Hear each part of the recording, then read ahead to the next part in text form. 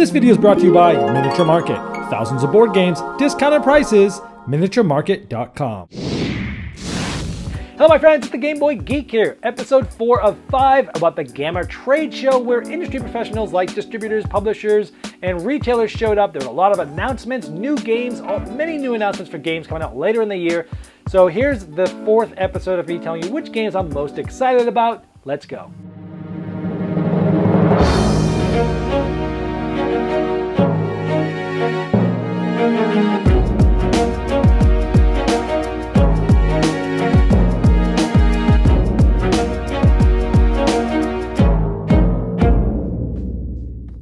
All right, to start this off, we're going to start with Pandasaurus. Now, here we're talking about a game called King's Life. Now, this was published a long time ago as a game called Smiley Face. Now, in King's Life, it's done by Bruto Fedudi, so you know it's going to be crazy and zany powers and such.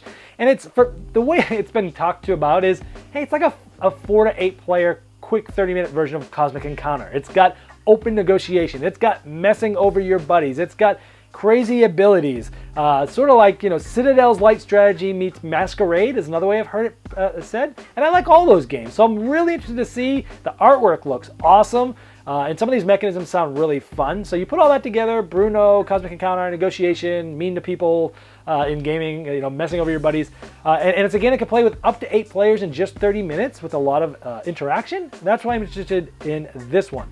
The next one for Pandasaurus is called Red Scare. This game is super interesting. I love social deduction games, and this is a social deduction game that uses these older 3D looking glasses. Remember those glasses, those paper glasses that had red and blue in them? You'd watch 3D back as a kid. Well, these ones have just red in them, and you know, one side is trying to be the communist, the other side is trying to thwart them, and you're trying to work together in a similar style game of, say, the Resistance, but these people have the glasses on. They can see cards out there, and they can read things on those cards that the other players can't. But when they read them, can you trust them or can you not trust them? There's different abilities that will come out where, hey, I can play this ability, I can rip the glasses off your head, I can look them on and go, no way, they're totally lying. So I love this, how it adds like another layer of element to mess with people. Also, it's a tug of war where sort of the scoring works as it starts at 0. It's kind of like Twilight Struggle, if you will, or something like that, where, hey, whatever side it's on at the end of the game is probably going to be close most of the game. Whatever side it's on, that side wins. But you have these different roles, the glasses. This just sounds like an amazing game. I'm really looking forward to it. For Portal games, of course, the big 800-pound gorilla called First Martians. This is sort of a sequel to Robinson Crusoe, uses the same engine. They also used an app to help with the event deck to make things more streamlined and make things just easier and more playable. Essentially, you're taking that engine from Robinson Crusoe, putting it on Mars, going around, and trying to do it in a more serious Euro style. I've heard some great things from Tom and Z that have already played this, but of course this is something that you probably already know about, but if not, wow, check this thing out. If you haven't played Robinson Crusoe, check that out too. If you don't like Robinson Crusoe at all, you don't like the mechanisms, this might not be the one for you, but if you do, and even if you've never played it, this is going to be one to be looking at because this is probably going to be one of the biggest releases of the year.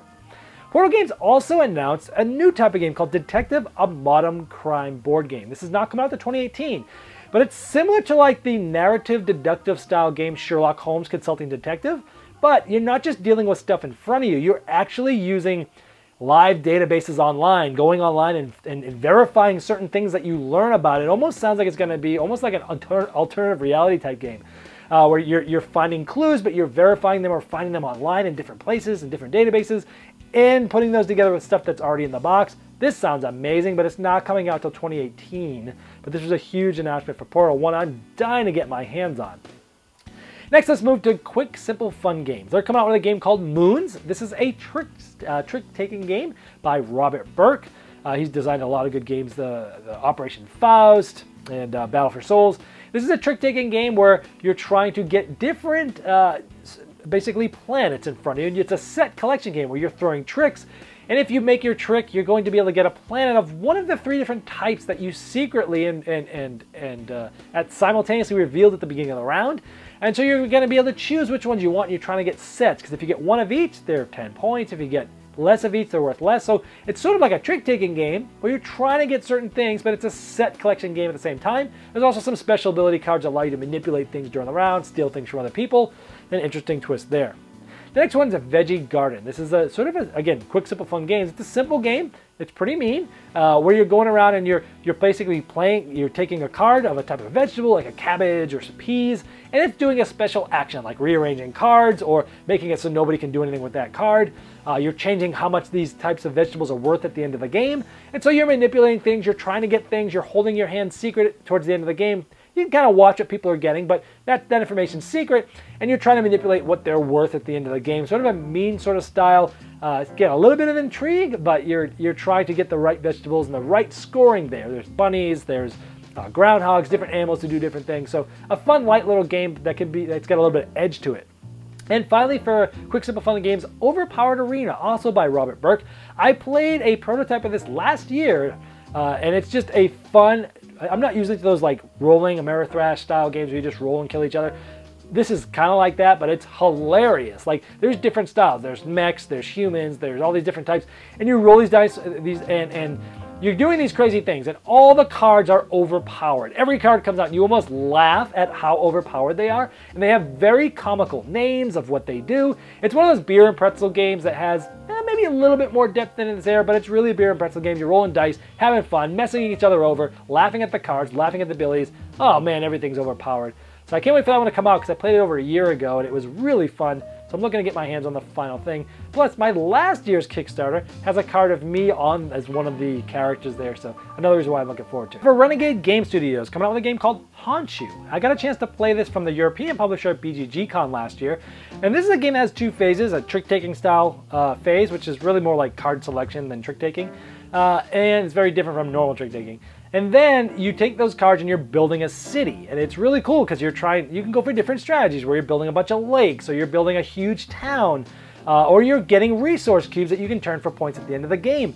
Very interesting. It's sort of a mix of like plums, Pimal Flamen also known as, and Hanging Gardens, if you've ever played those two games. If not, it won't mean anything to you, but if you play those two, it's kind of like that. City building, trick taking, awesome. I've already played it. It's really good, and they're coming out with it, so check that. The next one is called Flatline, a Fuse Aftershock game. Now, Fuse was a game done by Kane Klenko, where it was a real-time dice rolling game, and I love it. I've done a ton of videos on that. Check those out. But this is same designer, Kane Klenko, same idea, system of rolling dice, but you're on a ship, like sort of a space station type of thing, and you're trying to essentially fix all the people that are sick. And so it's called Flatline because you're trying to keep them alive. Everyone's rolling their dice once per round, and then you're quickly, within a time period, trying to figure out what dice to put where, which patients should we be helping.